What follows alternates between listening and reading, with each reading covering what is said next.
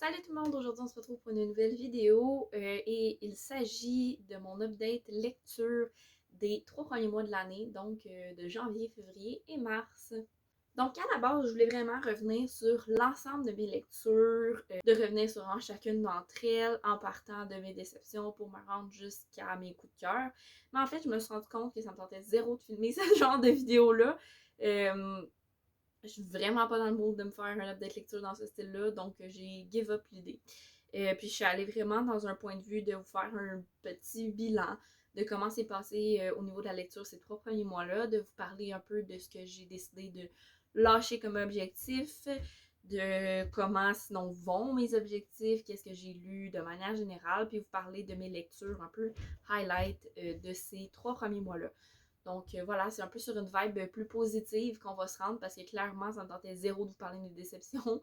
Euh, J'avais pas envie de promouvoir ces livres-là, j'avais pas envie d'en parler plus que j'en ai déjà parlé sur mes réseaux.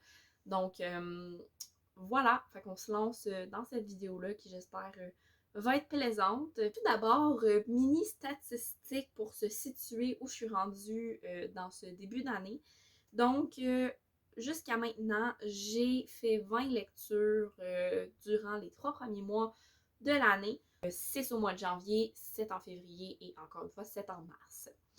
Tout ce beau monde-là, ça représente 6799 pages lues. 6799, ça aurait pu être 6800, ça aurait été plus beau. Oh well. Et pour 20 livres lus, j'en ai acheté 19. Bon, c'est ça. Je ne m'étendrai pas plus là-dessus. Il y a certains livres que j'ai achetés en début d'année que j'ai déjà lus. Il y a certains des livres que j'ai achetés que c'est des livres d'école. Donc, bien évidemment, ces livres-là sont en voie d'être lus si c'est pas encore fait. Donc, voilà. Ça, c'est un peu ce qui se passe pour le moment niveau update lecture, statistiques et tout. Je veux pas m'épancher plus sur les statistiques parce que, en fait, je veux vraiment garder les grosses stats pour la mi-année et la fin de l'année. Donc, on va s'en tenir à ça pour ce quart d'année. Maintenant, j'aimerais ça vous parler, de vous faire une petite update à propos de mes objectifs lecture. Si vous vous souvenez, j'espère que vous vous en souvenez, en janvier, j'ai fait une vidéo pour vous annoncer c'était quoi mes objectifs lecture de l'année et c'était quoi ma palle de l'année. Si on s'attarde un peu plus à ça ici, je tiens à dire qu'il y a eu des petits changements parce que j'ai eu des petites prises de conscience, des petites prises de conscience qui m'ont fait que réaliser qu'en fait il y a des objectifs pour lesquels je me mettais beaucoup trop de pression puis qui valaient pas la peine, ça n'en vaut pas la peine dans le sens où la lecture, ça reste une passion pour moi. Je veux pas en faire une corvée, je veux pas que ça devienne lourd de lire. C'est déjà assez lourd avec certains livres d'école, on va pas en rajouter. Donc, je veux pas avoir de la pression, je veux pas vivre de pression par rapport à mes lectures personnelles, aux lectures qui sont supposées me faire plaisir. Tout ça pour dire que j'en viens à, entre guillemets, annuler mon objectif qui était de compléter le challenge de 12 mois, 12 livres, 12 personnes. C'est le challenge que je me disais, it will be easy.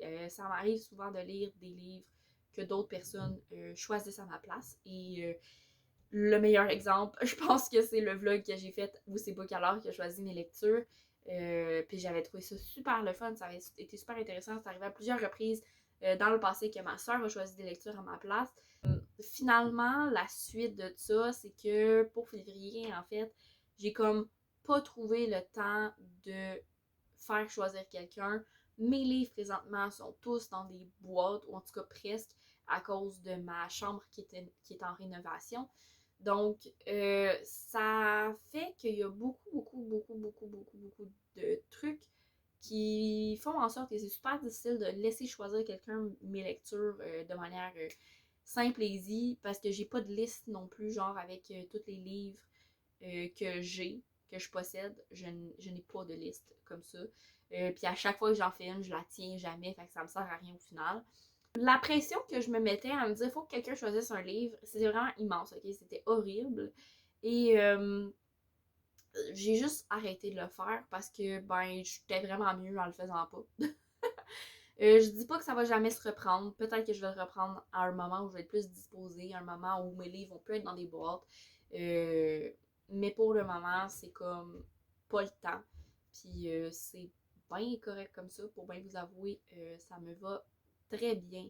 L'autre objectif que je me garde une petite réserve, c'est pas un objectif que je retire entre guillemets, mais c'est plus un objectif où je me dis que j'essaie de faire descendre la pression liée à cet objectif-là et c'est mon objectif Goodreads parce que je me suis rendu compte grâce au challenge, le Readathon Booktube Québec, merci Sylvain d'ailleurs pour les réflexions que tu m'as amenées, que je me mettais énormément de pression sur les chiffres, surtout le nombre de livres que j'avais à lire cette année, et j'ai perdu cette espèce de spontanéité-là de compter mes livres uniquement par curiosité, de savoir combien je suis capable d'en lire dans mon année.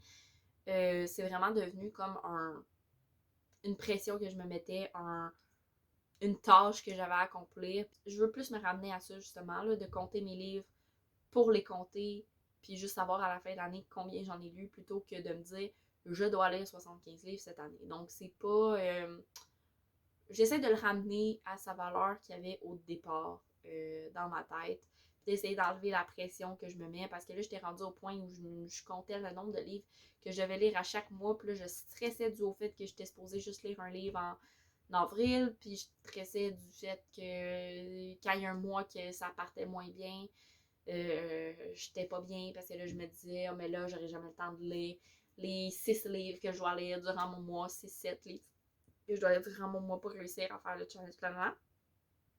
Donc bref, j'essaie de ramener ça à l'état où ça doit être, pas de stress. Et là, en fait, j'aimerais vous parler de lectures que j'ai faites durant le mois, les mois en fait de janvier, février et mars. Et je vais juste vous parler de lectures qui m'ont fait du bien. C'est pas nécessairement tous des coups de cœur pour différentes raisons, mais c'est toutes des lectures qui m'ont fait du bien, que j'ai aimé. Et les premières lectures dont j'aimerais vous parler, c'est les premières lectures que je me suis permis de faire cette année. Avant de les faire, je ne me permettais pas, je ne m'autorisais pas à faire des relectures. Pourquoi? Aucune idée. Est-ce que c'est mon objectif de descendre ma palle qui me montait à la tête? Peut-être, mais en même temps, au nombre de livres que je louais à la bibliothèque, ça avait aucun sens de me monter la tête à ce point-là. Donc, vraiment, je ne sais pas exactement d'où ça vient, cette espèce de dédain-là de faire des relectures. Pourtant, c'est quelque chose qui me fait excessivement du bien de faire des relectures parce que ça me ramène vraiment dans des bonnes émotions, parce que ça me ramène dans des souvenirs positifs. T'sais, je veux dire, je fais pas des relectures de livres que j'ai pas aimés, là. C'est tout le temps des livres que j'ai aimés lors de ma première lecture, donc ça me fait du bien de les refaire. Et fait que je vois pas pourquoi je me suis empêchée de faire ça. C'est vraiment ridicule et con. Mais voilà, fait que la première lecture que je me suis permise de faire durant ces 3 premiers mois, c'est tout récent et c'est les 2 derniers tomes de la saga Twilight, donc Hésitation et Révélation. Voilà, que j'ai lu durant ma dernière semaine de mars. Et ma foi, ça l'a fait du bien. Comme je vous disais, c'est tout le temps des good vibes quand je fais des relectures parce que je me rappelle des souvenirs des moments où je les ai lus. Je revois des nouvelles choses que j'ai pas nécessairement vues dans des premières lectures ou j'ai un nouveau regard, tout dépendant quand je la relis, tout dépendant comment je suis, dans quel mood, dans quelle place où je suis dans ma vie au moment de la relecture. Donc, c'est vraiment juste tout le temps agréable, moi, je trouve, de faire des relectures, en fait. Et voilà, donc j'ai complété, en fait, ma relecture là, de Twilight que j'avais commencé en 2021. Et voilà, très contente que ce soit fait. Ça m'a vraiment mis dans un vraiment bon mood de lecture, de refaire cette lecture-là. Donc, j'apprécie vraiment, vraiment, vraiment beaucoup de m'être laissé l'opportunité de le faire. J'en avais grandement besoin, surtout, donc bien heureuse de l'avoir fait. Pour ce qui est du deuxième highlight, j'aimerais vous parler de Mr. Big d'India Desjardins. Mr. Big, c'est comme ma non-fiction de l'année, j'ai envie de dire. C'est la première que j'ai lue. J'espère en lire d'autres, j'espère en lire plus. Mais voilà, d'habitude, je m'en tiens pas mal à une non-fiction dans mon année. Fait que ça se peut que ça reste là. Mais on va voir. Et Mr. Big, ça m'a vraiment fait du bien parce qu'en fait, ça l'a amené à des réflexions de c'est correct d'aimer une œuvre, même si on voit qu'il y a des trucs problématiques dedans, c'est juste d'en avoir conscience, surtout. Mais aussi de voir comment ça nous influence, nous, dans notre propre vie, certaines choses qui sont toxiques. Toxiques, parce que ça parlait de relations toxiques. Euh, donc voilà, c'était vraiment super intéressant d'un point de vue apprentissage, puis c'était super aussi intéressant de découvrir la plume d'India Desjardins, même si là c'est dans un contexte de non-fiction.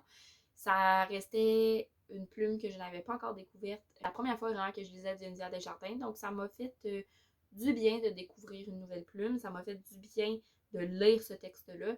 Et ça a été vraiment une super belle découverte pleine d'apprentissage.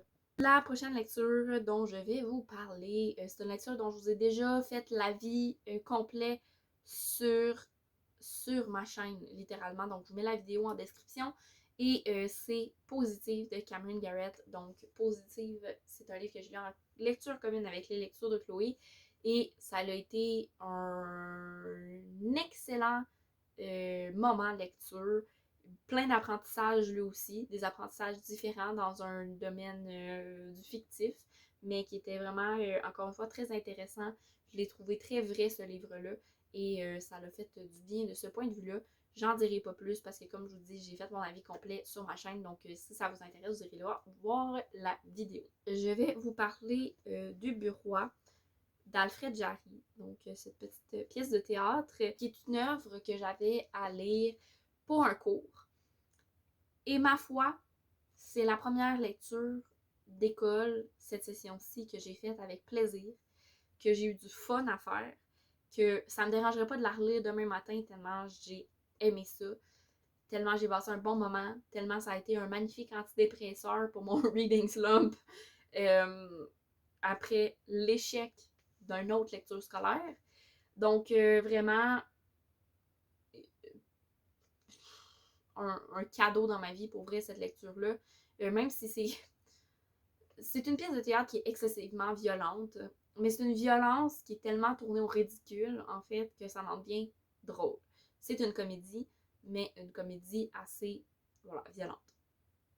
Ça irrite certaines personnes, je le sais, mais moi, j'ai vraiment ri tout du long parce que même si t'as conscience que c'est violent, vraiment, c'est ça, comme je disais, c'est tellement tourné au ridicule que ça en devient juste hilarant. Puis c'est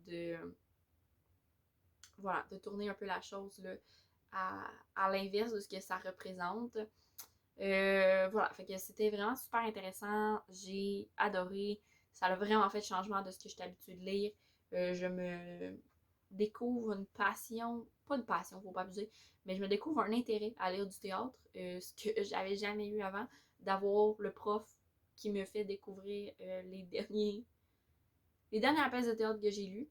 C'est pas mal tout pour ce qui est de mes highlights de ces 3 mois-là. Bien évidemment, je vous ai présenté genre 5 livres ou 6, je sais plus, 5 je pense, sur, sur les 20 que j'ai lus. Donc, c'est vraiment pas tout ce que j'ai lu, mais je voulais vraiment garder ça dans le positif. Il y a d'autres livres aussi que j'ai appréciés dont je vous ai pas parlé. Ça a peut-être juste été des livres qui étaient un petit peu moins marquants ou des livres que j'ai parlé ailleurs sur ma chaîne ou sur mon Instagram. Donc, ça me tentait pas nécessairement d'en reparler ici, exception de positive. Donc voilà, c'est tout pour la vidéo d'aujourd'hui. J'espère que vous aurez apprécié ce petit bilan update lecture de ces 3 premiers mois de 2022. Si c'est le cas, n'hésitez pas à liker la vidéo. Vous pouvez aussi me laisser en commentaire vos highlights de ces 3 mois. Ça peut être un événement particulier dans votre vie que vous avez apprécié. Ça peut être une lecture que vous avez appréciée. Partagez-moi ça, ça va me faire plaisir de vous lire et de vous répondre. Et vous pouvez aussi vous abonner à la chaîne pour être sûr de rien manquer des vidéos qui vont sortir dans les prochaines semaines. Donc sur ce, je vous souhaite une excellente journée et je vous dis à la prochaine. Bye bye!